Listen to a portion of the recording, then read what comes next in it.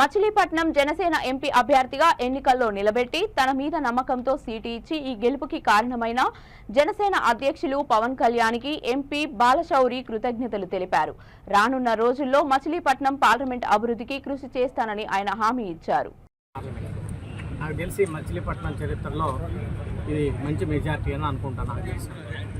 ఇంత గొప్ప తీర్పు ఇచ్చినటువంటి ప్రజలకి నా హృదయపూర్వక ధన్యవాదాలు తెలియజేస్తా ఉన్నాను. అదే రకంగా నాకు బీ ఫారం ఇచ్చి ధైర్యం చెప్పి పోయి పోటీ చేయమన్నటువంటి మా పార్టీ అధ్యక్షులు పవన్ కళ్యాణ్ గారికి కూడా నేను హృదయపూర్వకంగా ఆయనకు కూడా నేను ధన్యవాదాలు తెలియజేస్తా ఉన్నాను. అదే రకంగా మా పార్ట్నర్స్ అయినటువంటి చంద్రబాబు నాయుడు గారికి అలాగే మోడీ గారికి కూడా నేను ధన్యవాదాలు తెలియజేస్తా ఉన్నాను. అందరూ కలిసి ఒక అన్నదమ్ముల్లాగా మంచి విజయం సాధించాం. మచిలీపట్నానికి సంబంధించి అనేక సమస్యలు ఉన్నాయి. మరి డాక్టర్ భోగరాజు పట్టాభి సీతారామయ్య గారి భవనం నిర్మించడం తినవండి, మెడికల్ కళాశాలని చక్కగా తీర్చిదిద్దేటువంటి విషయంలో ఏంటండి, అడిషనల్ రిక్వైర్మెంట్ విషయంలో అయితేనేవ్వండి, పోర్టుని త్వరితగతంగా పూర్తి చేసి దాన్ని మరి ఇండస్ట్రియల్ హబ్గా పక్కన తయారు చేసి అనేక మందికి స్థానికంగా ఉద్యోగాలు ఇచ్చేటువంటి విషయంలో అయితేనేవ్వండి, మరి ఈరోజు మెడికల్ కళాశాలకి మనకి 3 రంగుల జెండా ఆర్కిటెక్ట్ అయినటువంటి పింగళ వెంకయ్య గారి పేరును పెడతాను తప్పకుండా. దానికి అది నేను మొదటి నుంచి చెప్తానే ఉన్నాను. ఆ పేరు పెట్టి మచిలీపట్నానికి నేను గౌరవం తీసుకొస్తాను. అది నేను ఇంతకుముందు ట్రై చేసి చేద్దాం. ఇక్కడ శాసనసభ్యుడు దాన్ని పడినది.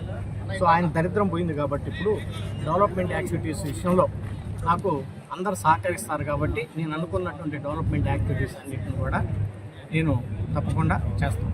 ఈరోజు నాకేదో 2,20,000 మెజార్టీ, అలాగే కొల్లి రవీంద్ర గారికి అసెంబ్లీకి ఇది 50,000 మెజార్టీ వచ్చిందని మేము గర్వంతో మేము మాట్లాడాల్సినటువంటి అవసరం.